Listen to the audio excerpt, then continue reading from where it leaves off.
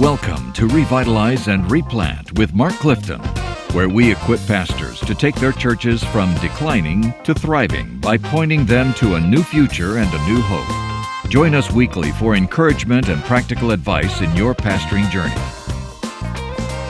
You know, it is so amazing that we do these episodes, just almost a couple of times a week, and the things that we can talk about, and it's so easy to come up with topics to talk about. It is, isn't it? When you're talking about churches that need to be revitalized and renewed, what are those things? And you can't really put them all in priority, but they definitely need to be talked about. And today, we're talking about a little bit more of a physical, practical thing.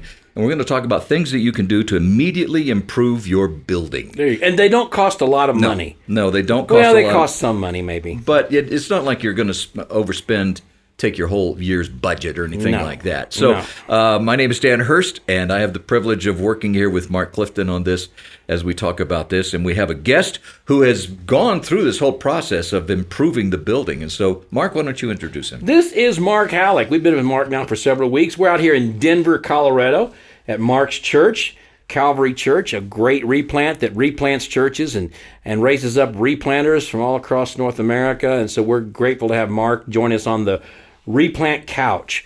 Oh, Kyle, man. you need to take a picture of this couch. I know. And then we need to put it on the website or put it someplace out there. It's a great couch. This is a glorious couch. It's an old school couch. We're proud of the couch. 1960s. It used to be white. No kidding. It used to be white. It is now not white. Yeah. This probably would not be, given the topic today. Yes. I don't know if we should probably be keeping this baby around. Probably not. We're using it. It's pretty soft. Not. So it's But what you soft. don't do is put it out on the curb in front of the church. No, that's right. That's right. No, I'm so glad you guys are here, man. I love you guys. This is a joy to be we able want to be to talk with you. today about how you can do some things that are important in and around your building to make a statement about your church. Now, let's just understand that we did have a seminary student who told us the other day that the church is not a building. And the church isn't something you go to. Right. The church is who you are. It's who you are. I mean, I had never heard that. It was just life-changing to me. Well, with that in mind, and now that we've learned, Yes. let's talk about the outside of the church. The church. There is a place where you gather. And I know I'm being facetious. I don't want to be sarcastic. I guess that ship already sailed. Yeah. But I want to be facetious. You and I know the church is not a building. Right. But the lost community identifies us with that building. Exactly right. Right? That's right. So they don't say, well, that's not a church. It's just a building. They say, that's the church. Yep. So how your church building looks reflects how they feel, how you look, and what they understand who you are. And so that's why we want your building to be a good place that reflects well on Christ and that can be used for his work in your community. That's why the building matters.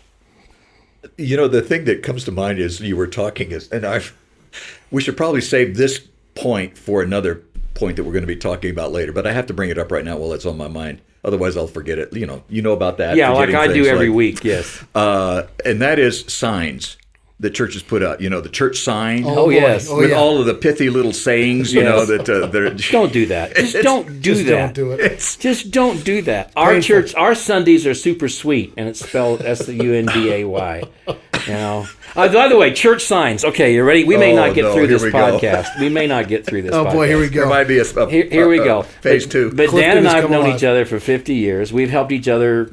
We've gotten in each other's way planting churches, and his dad was preaching a revival at my church when I was just about in my early 20s. And we had a revival out at the church I'd planted. And I rented one of these marquees, these changeable marquees that you could pull behind a trailer. And I rented one of these changeable marquees, and I put it on the lawn of the Castle View Baptist Church.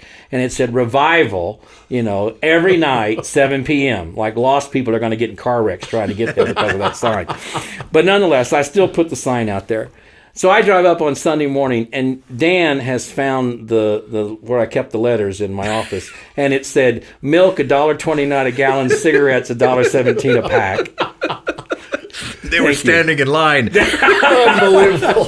But most, you see these church signs that have everything on it except the website. right? Right. And that's the only thing you need right now is the name of the church and the website. That's right. Maybe the time of your worship service. Yeah, but they put the pastor's name. They don't unless you're Billy Graham. I mean, they don't really know who you are. No, that's right. But they do need to see your website. There's been a lot of studies done. Almost 100% of the folks who are visiting for the first time, if you have a website, they're going to check you out online before they come in. That's so right. we can do a whole other podcast on the website.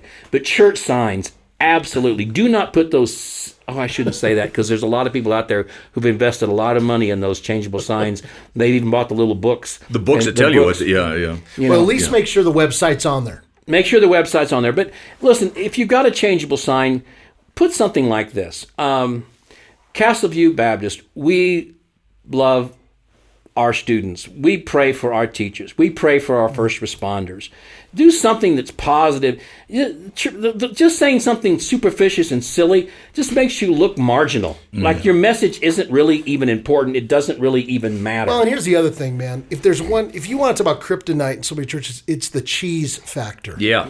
You've got to avoid cheese at every corner. That's what I would say. We could do a whole podcast on cheesiness, but I'll tell you what, there's nothing worse than a cheesy sign. I know. There's just nothing worse. Well, let's imagine, and this is I'm careful about this because we've all struggled with it. I know Frank Lewis used to be the pastor at First Nashville, said that when you preach on Sunday morning, every person you preach to, their life will be affected either by addiction or by cancer before they die, either them or a loved one or someone they're close to. Yeah. So let's say you're going to, an oncologist, and he decides it's cool to put out in front of his sign some stupid, silly little joke. Or you're going to some place that helps your children deal with addictions, and there's a silly little joke sign out front. Wow. What we're dealing with is far more important That's than a right. silly little joke. That's So right. be careful what you put on those signs. Amen. And along the same point with dealing with the outside, change the light bulbs. Get light bulbs that are, when you start mixing LED and regular filament lights and everything, they're different. It's just cheap. It looks cheap. You can make it get look LED right now at such a low cost, and you can light that church up at night and really make it visible. And then rake the leaves, mow the grass, trim the hedges, pick up the trash. That's right. Yep. Make it look like somebody lives here. Make it look like you're proud of the property. I mean, which, by the way, Mark, can I just say this real quick? One of the Yes. things that God put on my heart when I first came, and I've tried to do this each Sunday, is as I'm praying in the morning when I come to the church, I pick up the trash. A couple of things that does. One is it reminds me as a pastor, I must be the chief servant of all. Okay. All right. But secondly, practically, there's trash all over the place. You know what I mean? Who's going to pick up the gotta trash? be picked up. So what I would say is, man, if you're a pastor, lead the way. Right. Pick up that trash. It says something about how you care about your facility. yeah. Or if you have interns, Interns. That's true. That's servant leadership. Let's go inside the building. Let's talk about restrooms and the children's area. Yeah, those are two areas of real need. I was doing a replant consultation one time, and I took this young potential pastor, and his wife and daughter. She was about 3 or 4, and we were meeting in the church basement. How many times do I tell you we meet in church basements? With the pastor search committee of this dying church, and with this pastor and his wife and little girl. And one of the women on the search committee said, the nursery is right next door if you want to go next door and let your little girl play in there. So sure enough, the mother took the little girl, her name was Annabelle, took Annabelle next door. Annabelle looks in that nursery, and this is what she says. Mama, this is a garage sale.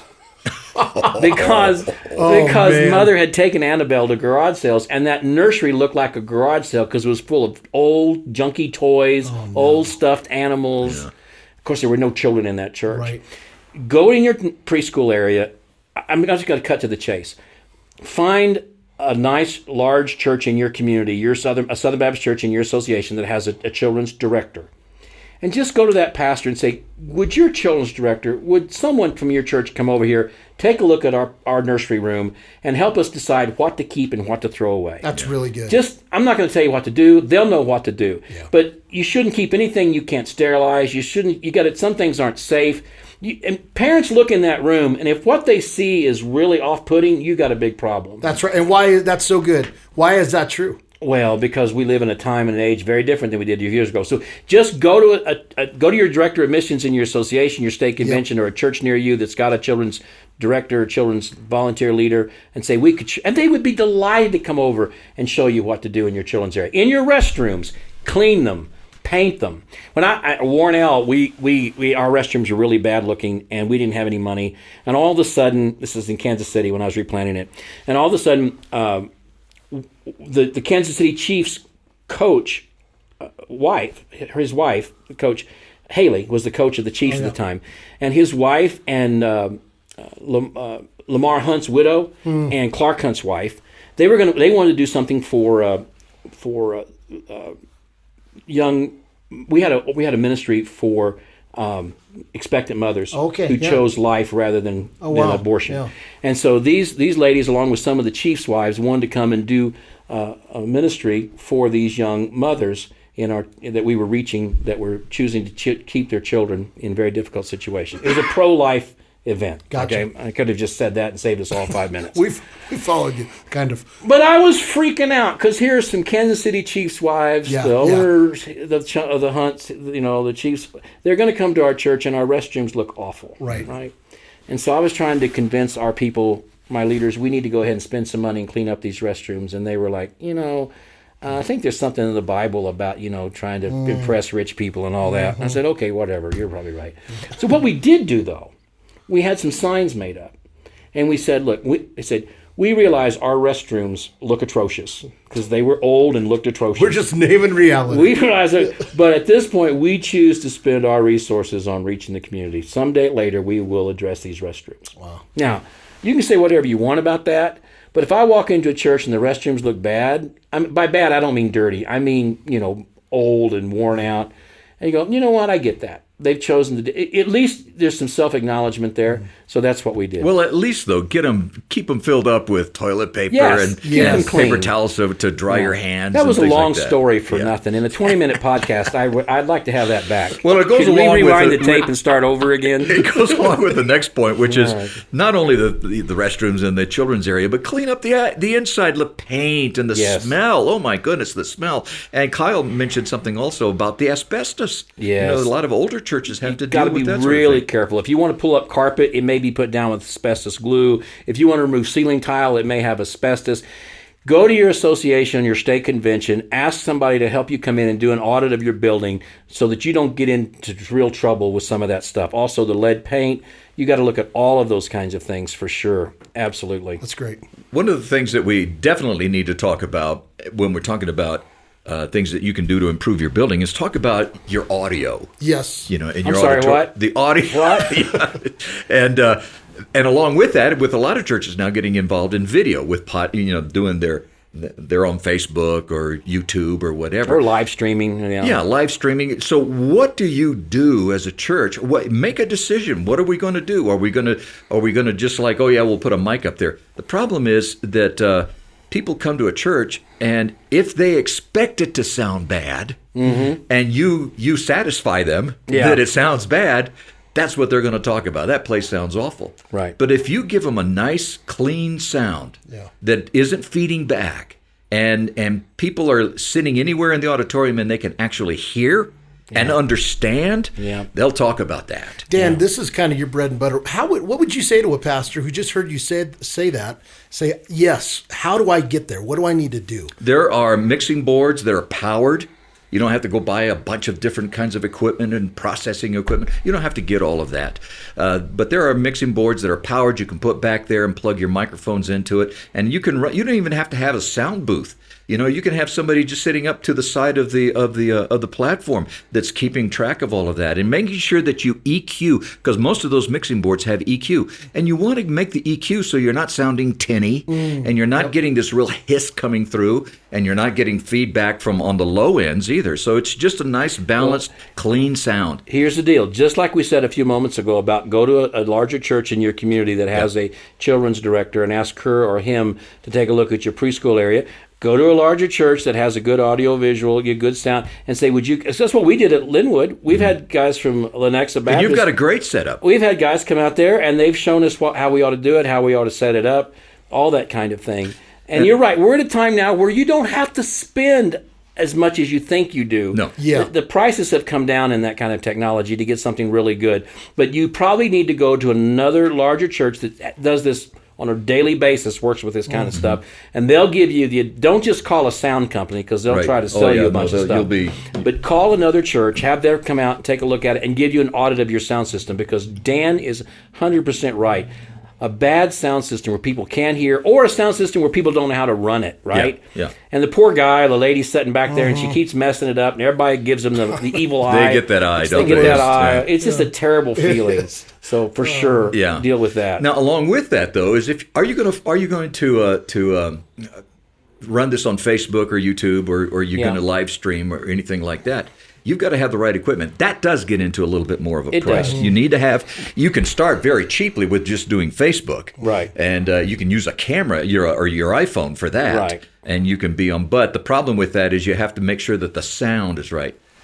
Because normally, if you're just using your iPhone, it's going to pick up ambient sound in the auditorium, and it'll pick up people, making noise, laughing, talking, whatever the case may be. Crying. So you have to be very careful about this. Snoring. The snoring really gets to you during Snoring the sermon, gets to doesn't me. it? Yeah, that's Those are things that you have to consider about that. And it does, like I said, it doesn't have to be expensive. But it does have to be good. So take care of the right. outside of your building. Make good. sure your sign has your website on it, which means you have to have a website, but that's a whole nother podcast. Make sure your restrooms look clean and are at least somewhat addressed.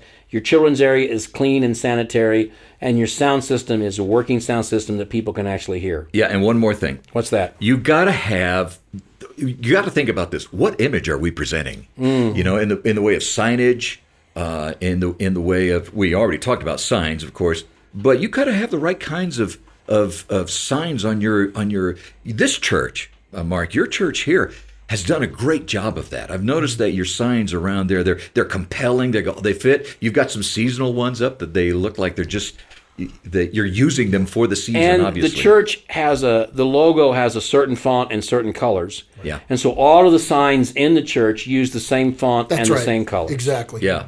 And another thing that you need to take stock of is every church, and people do this, small businesses do this, everybody thinks they have to have a brand, So we got to come up with a logo, or a slogan, we're in the world for the world, or whatever the case may be, Oh, let me write that one down. Yeah, it's Kyle, write that down. No, it's copyrighted. I've just changed. It's I've just copyrighted. It's copyrighted. I'm sorry. Is it? Yeah, Oh. I trademarked it In the many world years for ago. the world. So here's In the but world here's- and of the world. Yeah. So here's what you have to remember: branding. And I'll probably get some marketing people who respond to this and argue with me, but they're wrong. Branding is what other people say about you. Branding isn't what you want other people to say about you. Branding isn't coming up with a slogan that says, "Oh, they're the church with a heart for the community." That's not branding.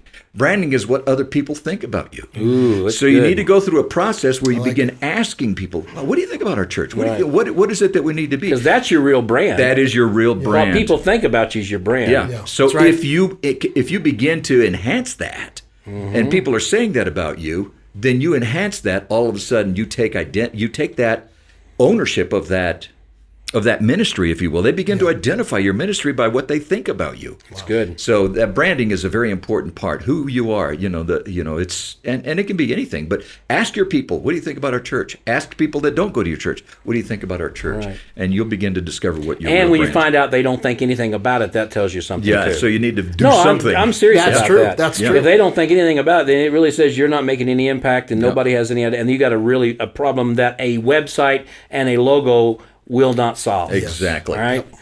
Well- Lastly, let me throw an extra one Okay. in. Sometimes your churches smell. Boy, that's true. It's just a mixture of old paneling, silk plants. I've said it so many times. Not every church with a flower room is a dying church, but every dying church has a flower room. Yeah. And so every dying church has silk plants, and many of them haven't been dusted since Jimmy Carter was president. Can I ask something real quick? Yes. Why is that? I'm a different generation. So, what's with the silk? Over time, people just thought, well, you ought to put a plant here. So they put one, then they put another, and they were throwing them away. And back in the 70s, fake plants back everywhere. in the 70s, Just fake 80s, plants. you put fake plants everywhere. You had Okay. silk plants. Wow. Yeah, seriously. And you see them in all kinds of dying churches. Yeah. And they're not really I shouldn't say this because people are listening and maybe they really like their silk plants.